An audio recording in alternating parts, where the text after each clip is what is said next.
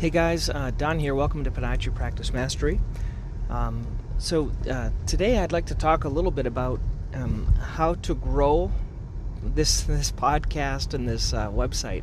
So this is something, for all of us. If you guys have a side hustle, I think a lot of that are listening to this, you're entrepreneurs and you want to kind of know how to grow your practice, how to grow your side hustle, whether it be like a membership site for your patients or marketing or things like that. I think that's just how some of us are wired.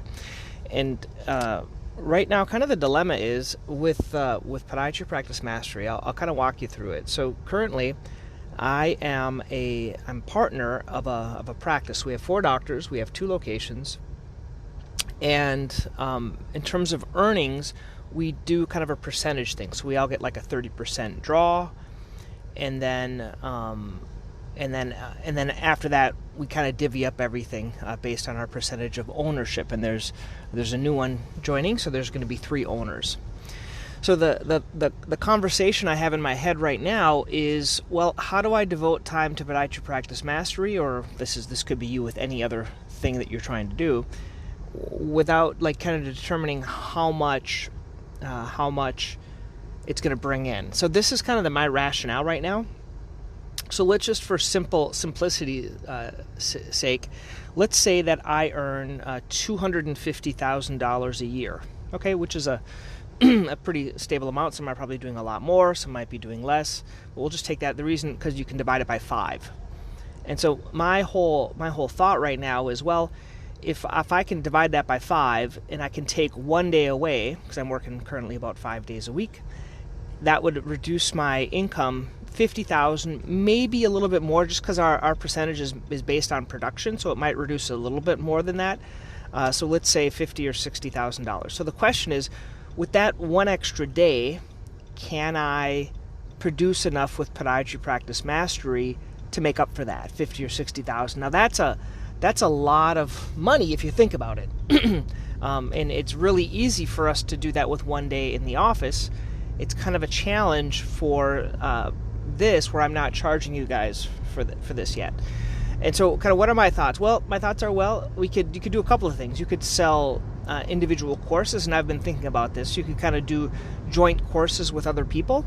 You could have Podiatry Practice Mastery be a hub for things. I'll give you some examples that are in my mind. One would be, it would be great with Dr. Barry Block to get, let's say, his archives from podiatry management, which I absolutely love, and that's what got me interested in practice management, and put those somewhere and then sell that. Let's say you could sell that, I don't know, for $1,000 or for $100 a month or whatever, and people could have all the access to all those articles, which have a lot of great value and content. That was one idea.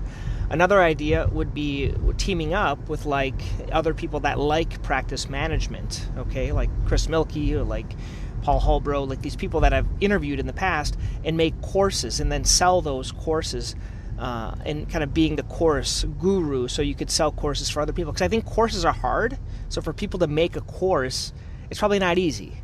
It certainly isn't easy, and you could use a method of, let's say, do a number of interviews with these people and then turn that into a course with giving great content, and let's say $100 or $200, I think people would pay for that. The other option is to turn on the subscription format of Podiatry Practice Mastery. So everyone would pay, let's say, $100 a month, and then you would get something. Maybe it would be 1 interview a month, and then you would have a course every once in a while, and you'd have access to everything online. So, and then how much of that would have to come in to produce that lack of $50,000 or $60,000? Okay, so that's kind of what my mind is thinking now. It basically is the juice worth the squeeze? And do I have the bandwidth to do it? Or are there some who's? There's a great book by Benjamin Hardy and Dan Sullivan called Who Not How. And I've investigated this. So I've investigated the marketing people that I kind of use to do my newsletter. They're called Profit 911. And we were talking about this. And so they said, Don, we could do this for you, because they've done it for other people. So that's the who. And they said, what we would do is we could determine, what initially you're going to be giving away or selling, and then you could see different levels of memberships and stuff like that. And they were willing to do that. So there would be kind of like a virtual membership site developer or marketing site developer people, and they are charging $2,500 a month for that.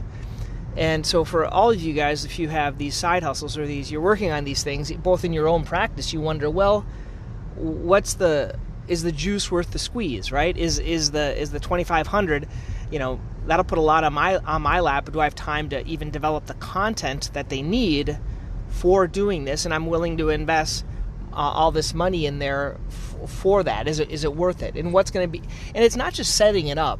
That's the issue. So, like, setting something up is okay, but it's the constant maintenance and determining if the format is a mastermind or if the format is one-on-one coaching. What's the format to help people? Because there are other people that are doing this great. The group over at Fabi is doing it. Rem Jackson is doing it. So there's other people doing it. And what's going to be the specific niche for this one? So anyway, I just like to share kind of the conversations going inside my head so you guys can see if you are entrepreneurial and you're thinking about maybe you're doing this in your own practice or developing like an information product or trying to grow your thing on YouTube. There's a lot of thought that goes into it, and it's frankly it's scary. It's not so much risky, but I think a lot of it is scary in terms of what people think.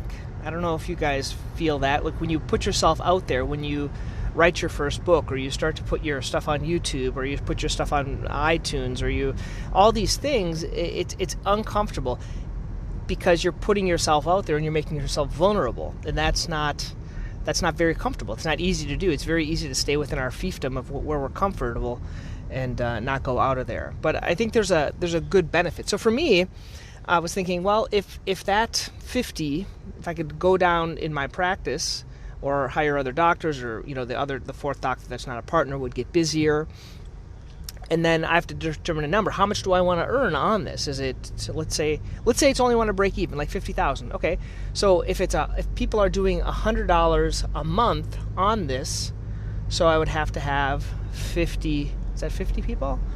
55? Yeah. So I would have to have 50 people paying me $100 a month, right? With 500, that'd be 5,000. That would, at the end of the year, that would be $50,000. So that would be a way of doing it. Can I get 50 people? There's 350 on the list now, and would 50 of those be willing to pay $100 a month? And could I give them enough value? So that would be an easier way, and then from there you could see people that want more, people that want like mastermind or coaching or things like that. So anyway, just so you know what's going on in my head. Please subscribe. Podiatry Practice Mastery, now it's a lot of different places. There's this cool way. If you guys are doing podcasts, just so you know, you might want to do one for your practice. Did I tell you? I think I told you guys if you've been around since the beginning, but my first podcast was Heal My Foot Wound Fast, just to kind of go back. This was years ago, so I thought I wanted to be this wound care guru. And then I realized that wound care... this is a podcast for patients about wound healing. They're just not interested in getting their wounds better. They're like the most non-compliant people. And I started this podcast thinking I would, make millions on it and develop all these info products, but they're just, not interested in getting better, and we can't even get them better, so they're not going to listen to anything. And it's like a podcast. How are you going to show what the wound looks like and things like that? Anyway, that was my first failure with a podcast. It's getting a little bit better. I use Anchor, so if you guys want to do your own, the cool thing about Anchor is it sends it everywhere. Sends it to Spotify, sends it to the Google podcast, the Amazon, the iTunes podcast. But the other thing is there's other places now too, like Audible, where I listen to a lot of books. You can also, in your Audible settings, you can go to podcasts and you can find it right there and download and just listen to them as they become available. So depending on where you typically listen, it's going to be available there. So I think that's the cool thing about a podcast. If people like Spotify, it's there. If they like, if they're listening to other podcasts on iTunes, you can do that. But also, I do more Audible, so I can put in different podcasts and just listen to them just like I'm listening to books. So, okay, guys, have a great day. Hope this helps. Bye-bye.